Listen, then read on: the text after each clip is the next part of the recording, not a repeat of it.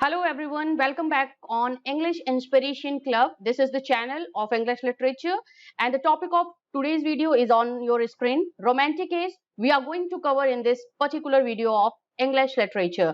And friends, we will talk about few important facts related to romantic era and please note down all the important facts related to this age and please share the link of this video on your social media platforms where you have joined different groups related to English literature. And let's begin this video with the first important fact related to romantic age. The romantic period is a term applied to the literature of approximately the first third of the 19th century. Yes, जो romantic era है friends, ये एक term है romantic period की। अगर बात करें English literature का, अगर इसको रफली हम डिस्कस करते हैं कि इस एरा का टाइम ड्यूरेशन क्या था, तो first third of the 19th century was the time duration of this period. Next one we have romanticism was a artistic, literary, intellectual moments that was originated in Europe towards the end of the 18th century. Scholars regard the publishing of the William Wordsworth Samuel Coleridge lyrical ballads in 1798 as probably the beginning of the movement and the crowning of the Queen Victoria in 1837 as its end. तो बात करते हैं इसके पूरे as के बारे में। तो जो 18th सेंचुरी का जो एंड का टाइम था, यूरोप में रोमांटिक एज का स्टार्टिंग हुआ। ये एक आर्टिस्टिक, लिटरेरी, इंटेलेक्चुअल मोमेंट था जो कि स्पेसिफिकली यूरोप में इसका ओरिजिनेट हुआ towards end of the 18th century. और अगर एक वर्क की बात करें तो किस वर्क से इस एरा का स्टार्टिंग माना जाता है, that was the lyrical ballads. Lyrical ballads आप सभी जानते होंगे, ये फेमस पोएम है, इस कलेक्शन ऑफ पोएम्स है जो कि रोमांटिक एरा में लिखा गया था फ्रेंड्स। कोलैबोरेशन वर्क था विलियम वर्ड्सवर्थ का और सैमुअल कॉलरिज का। It had total number of 23 poems in lyrical ballads, poetic collection of the collaboration work of William Wordsworth and Samuel Coleridge. And इसी book से रोमांटिक एरा का starting होता है, क्योंकि इस बुक में रोमांटिक एरा से रिलेटेड एलिमेंट से रिलेटेड पोइट्री को इंक्लूड करा गया था इन दोनों पोएट्स के थ्रू। और इसका एंड जो होता है रोमांटिक एरा का, that was the accession of the Queen Victoria in the era in the year 1837 and that's why तो टोटल ड्यूरेशन की अगर हम बात करते हैं तो 1798 से लेकर के 1837 का टाइम ड्यूरेशन इंग्लिश लिटरेचर में आप रोमांटिक एरा के नेम से जानते हो, जिसमें बहुत से इंपॉर्टेंट राइटर्स, पोएट्स ने वर्क लिखा है related to the poetry, poetic जो एक डोमिनेंस था, पोएट्री का डोमिनेंस इस टाइम ड्यूरेशन में आप ज्यादा देखोगे। नेक्स्ट डिस्कस करते हैं the most notable feature of the poetry of that time is the new role of individual thought and personal feeling। जो सबसे इंपॉर्टेंट जॉनर था इस टाइम ड्यूरेशन का, जिसका डोमिनेंस था इस एरा के लिटरेचर में, that was basically poetry. Natural poetry, personal feeling related poetry, emotions related poetry, spontaneity related poetry were composed at that time of the romantic era by the great writers and poets of the romantic age. Next one we have the romantic periods include the work of the two generation of the writers or poets, you can say. The chief writers of the first generation were Wordsworth, Coleridge, Scott, Southey, Blake, Lamb and Hazlitt. Keats Shelley belongs to the second generation along with Byron। तो ये दो generation में ये जो era था ये divided था, first generation of romantic poets and second generation of romantic poets, या आप लिटरेरी फिगर की बात करो।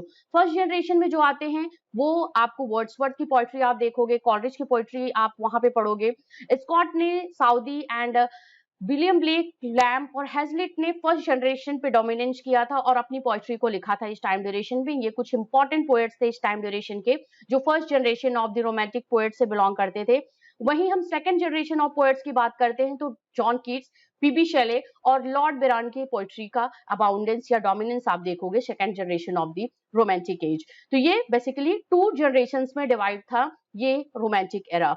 Next one we have romanticism was characterized by its emphasis on emotion and individualism as well as glorification of all the past and of the nature, preferring the medieval rather than classical। ये बात हो रही है romantic era के। अगर हम characteristics की बात करते हैं, एक इंपॉर्टेंट फैक्ट की बात करते हैं, तो आप इमोशंस एंड इंडिविजुअल पोएट्री का, स्पॉन्टेनिटी का, सब्जेक्टिविटी रिलेटेड पोएट्री का अबाउंडेंस देखोगे, एम्फसाइज देखोगे इस तरीके के जॉनर में, पोएटिक जॉनर में, जो कि पोएट्स ने लिखा है अपनी पर्सनल या ऑटोबायोग्राफिकल टच के साथ में पोएट्री को लिखा हुआ है।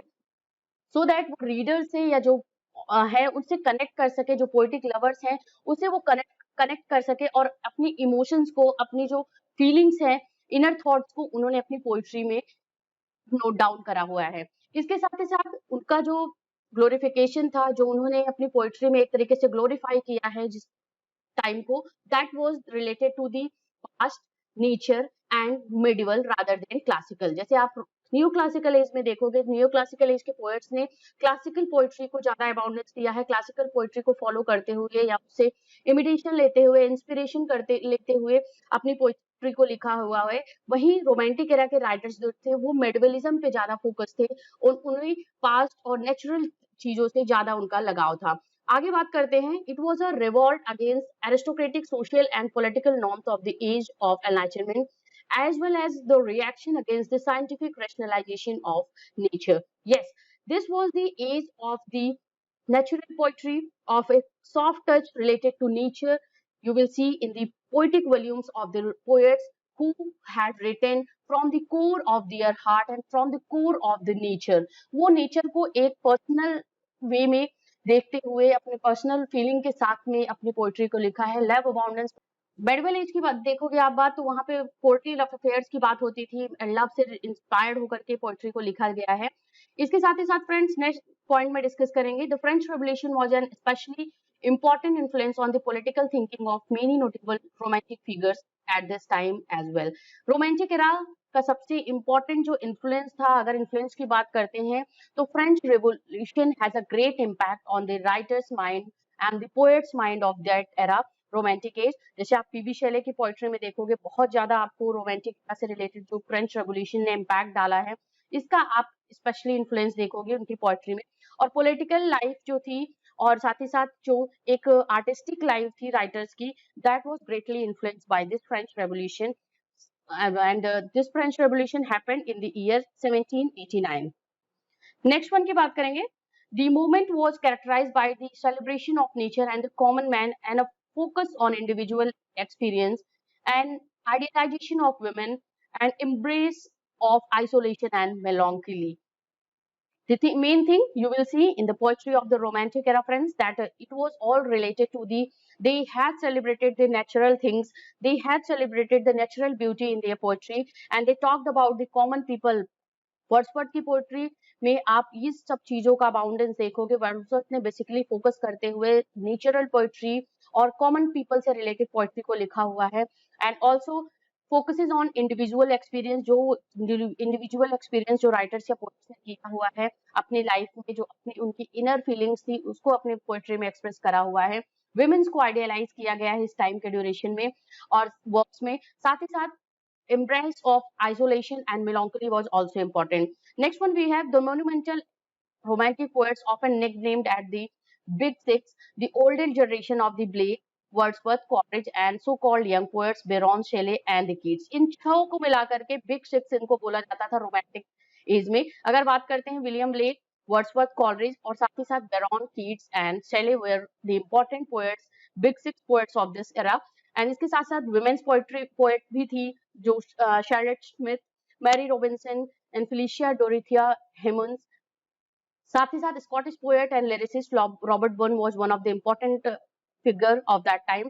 Farm labourer poet John Clare was also represented their works in this era romantic. So friends, we had discussed here few important facts related to this age. Please stay connected with English Inspiration Club for more important videos related to English literature. See you all in next video. Till then, keep watching English Inspiration Club. Thank you very much for watching this.